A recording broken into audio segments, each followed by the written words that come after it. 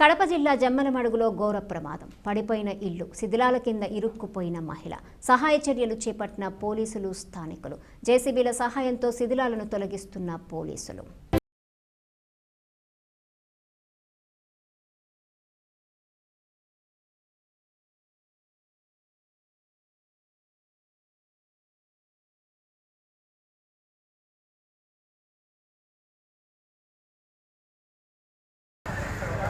ఈరోజు మధ్యాహ్నం జమ్మలమడుగు టౌన్ నాగులకట్ట వీధిలో మెయిన్ రోడ్లో ఈ మట్టి మిద్దెలో నివాసం బాడుక్కి నివాసం ఉన్నటువంటి దిడ్డి నూర్జహాన్, ఈమెకి వయసు 42 సంవత్సరాలు, భర్త మహబూబ్ బాషా.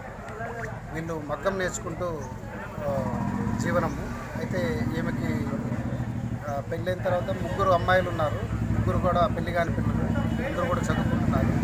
ఈ నేపథ్యంలో మగ్గం నేర్చుకుంటూ ఉండగా ఆల్ ఆఫ్ సడన్గా ఈ మట్టి మీద కూలి ఆ మట్టి కింద ఈమె పడి చనిపోవడం జరిగింది.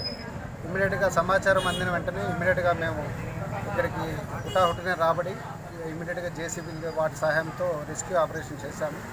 ఏమైనా ఆమె కొనవుగుతో ఉంటే ఫస్ట్ ఎయిడ్ చేయిద్దామనే ఉద్దేశంతో అయినప్పటికీ ఆమె చనిపోవడం జరిగింది. భర్త ఇచ్చిన కంప్లైంట్ పైన కేసు నమోదు చేసుకుని దర్యాప్తు